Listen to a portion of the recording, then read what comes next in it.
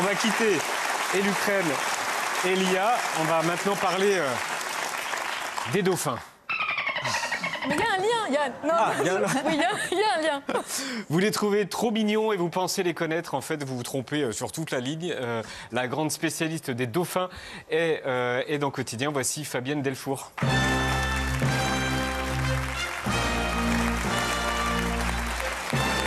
Bonsoir.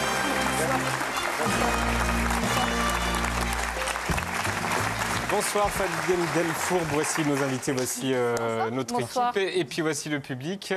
Fabienne Delfour, vous êtes l'une des grandes spécialistes des mammifères marins, d'où votre t-shirt, et des dauphins en particulier. Vous publiez dans la peau d'un dauphin, c'est chez Flammarion, Live Simply. On va faire une expérience, on va plonger, D'accord. on va suivre un dauphin. Par exemple, ce dauphin-là qui va apparaître, lui. Allez-y, mettez-vous dans sa peau, dans la peau du dauphin, et dites-nous qui vous êtes, même si c'est difficile de les enfermer dans un archétype. Donc déjà, je suis un jeune dauphin. Je suis tout seul, ce qui est un peu bizarre. Je ne sais pas si je suis un mâle ou une femelle, parce qu'il n'y a pas de dimorphisme sexuel, donc je n'arrive pas vraiment à voir. Mais ça m'inquiète un peu d'être tout seul, en fait. Oh, ils doivent être derrière la caméra. C'est rare qu'ils soient tout seuls? Oui, ce sont Ils des très animaux sociables. sociaux, donc voilà, avoir un dauphin tout seul... Il a quoi dans la tête? Il a quoi dans la tête? Oui. À quoi il pense? Oui. Là, je pense qu'il est en train de sonder. Les petites bulles qu'on voit qui s'échappent de son évent, c'est un signe qu'il est en train de faire des productions vocales. Donc, il est en train de produire des sons. Souvent, ce sont des clics, des colocalisations, pour repérer ce qu'il y a en bas. Je crois qu'on les a les voilà. clics en son. Voilà, il a ses potes. Alors ça, là, il n'est pas content, là. Non, mais ça, c'est Flipper, non? Ça... Je sais, alors, j'avoue, je ne le reconnais pas. Et c'est vrai qu'ils ont des noms. Oui, ils ont des noms. Ils s'appellent entre eux. Alors, ils peuvent se présenter et ils ont des noms. Les mères vont attribuer des noms à chacun de leurs... C'est la mère qui donne un nom Oui. à son... En fait, en fin de gestation, la Bébé mère dauphin. va produire son nom à elle. Et à la naissance, le bébé va reproduire le son qu'il a entendu, donc le son de sa mère. Mais il va y avoir des petites distorsions dans cette reproduction de son. Et en fait, la mère va entretenir cette distorsion. Du coup, ça va lui donner sa singularité. Mais dans la forme du signal, on aura la forme du signal de la mère et une petite distorsion. Comme un code barre. Enfin, en son. Je m'appelle Fabienne Delfour. Delfour, je l'ai hérité de ma famille. Donc, dans la représentation visuelle de mon son, vraiment, il va y avoir une représentation visuelle. Mon prénom, c'est Fabienne. J'ai un frère qui s'appelle Laurent Delfour. Donc, il y a bien une petite distorsion. Et en fait, on va retrouver ça chez les dauphins. Donc, en regardant la forme des signaux, vous allez pouvoir distinguer des clans familiaux et avec chacun des petites singularités. On dit que c'est le mammifère marin le plus intelligent. Ça se vérifie comment? Est-ce que c'est vrai déjà? Alors, non. D'accord. Alors, on ne va pas hiérarchiser le vivant et on ne va pas hiérarchiser les capacités intellectuelles et cognitives des animaux. On les a souvent comparés à des chimpanzés aquatiques super intelligents. On leur a toujours posé des super questions super intelligentes. Ils ont été assez sympas de répondre à des questions compliquées, mais... En fait, non, ils sont adaptés à leur vie sociale, ils sont capables de traiter des informations essentiellement acoustiques. Donc leur monde est plutôt acoustique. Un bateau. Le bruit des bateaux. L'homme. L'homme, oui. Les autres mammifères. En fait, quand vous plongez un hydrophone, donc un micro dans l'eau, Il y a un bordel. qui arrive. Même les crevettes. Oui. Ah, font un bordel, les crevettes. Les crevettes, enfin voilà, non, c'est pas du tout le monde du silence. Et là-dedans, ils doivent quand même pouvoir se transmettre des messages et construire une vie sociale. Donc c'est un univers qui est fascinant, mais Alors, qui est essentiellement... Sans les comparer aux chimpanzés, est-ce que dans le milieu où ils sont, est-ce qu'ils font partie des moins cons? On peut dire ça comme ça.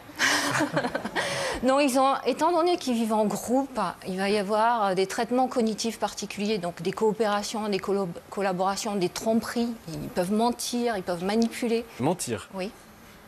Quand ils sautent en l'air, on les voit souvent, enfin, quand on est sur un bateau au bord de la mer, quoi. Ils expriment quoi quand ils sautent comme ça? Alors ça va dépendre des espèces. Là, en l'occurrence, cette espèce qui est à l'écran, c'est plutôt pour borner le groupe. Donc on va avoir des animaux qui vont, en sautant, créer un gros filet de bulles sous l'eau Et grâce à l'écolocalisation des dauphins, ils vont pouvoir repérer cet amas de bulles. Donc ça va leur permettre de savoir où ils se placent par rapport au groupe en général. Et quand ils suivent les bateaux? Quand ils suivent le bateau. Alors si c'est des bateaux de pêche, en général, c'est pour les poissons, voilà. Pour se nourrir. Oui, et après, ça peut être pour profiter aussi de la propulsion des bateaux. Donc du coup, voilà, on se repose. Ils se reposent aussi. Et puis, oui, par jeu. On va parler de sexe. Ils n'ont aucun tabou. Non. C'est la liberté sexuelle. Ouais, poussée à l'extrême, hein, parce que les mamans et leurs enfants... Oui, les mères servent de professeurs d'éducation sexuelle. Donc les femelles ont un clitoris qui est fonctionnel. Donc elles savent se donner du plaisir et apprendre à leurs filles à utiliser ce clitoris. Et comment? En stimulant le clitoris de leurs filles. Donc voilà, oui, il y a des apprentissages. Ouais, elles vont loin, hein. Oui. Je me suis rendu compte qu'ils avaient assez mauvaise réputation. En fait, on entend dire qu'ils sont pervers, cruels, donc menteurs, et qu'ils pratiquent la torture et les infanticides. En fait, c'est des gros cons. Alors, c'était pas trop le but du livre.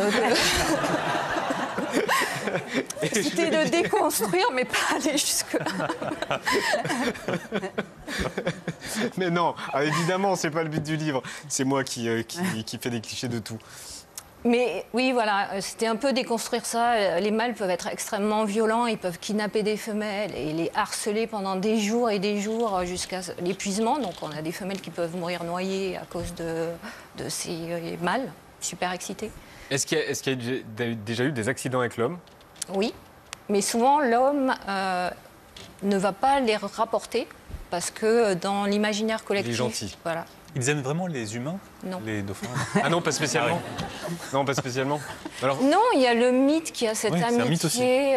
Voilà. Et je pense que ce qui nourrit ce mythe, c'est la physiologie et ce rictus. On a l'impression qu'il sourit tout le temps, c'est ça? Tout le temps. Mais avec ce rictus, voilà, il peut harceler, il peut mentir, il peut tromper, tout en souriant. Donc c'est peut-être un con, effectivement. Je rigolais, je ne me permettrai pas. C'est quoi le mystère que vous avez envie de percer, que vous n'avez toujours pas percé et que vous aimeriez percer sur les dauphins? Justement, cette communication. Bah, vous en avez déjà percé quand même beaucoup. Oui, vous arrivez à savoir qu'ils mentent? Oui, on arrive à savoir qu'ils mentent. Le problème des dauphins, c'est qu'ils vont vocaliser sans ouvrir la gueule. Donc on a un mal fou à distinguer dans le groupe quel dauphin est en train de vocaliser.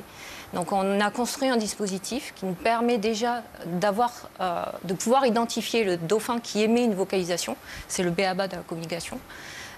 Et là, ça ouvre un champ d'investigation énorme parce qu'on va pouvoir savoir qui dit quoi à qui. Et aujourd'hui, je travaille beaucoup sur les émotions. Et donc connaître les émotions des animaux, ça c'est... Et vous pensez, ils en ont? Oui. Quel genre d'émotions? Je peux vous dire si un dauphin est optimiste ou pessimiste. Je peux dresser des catalogues de personnalités. On peut savoir aussi s'ils ont des émotions positives ou négatives en fonction de quel hémisphère ils vont utiliser.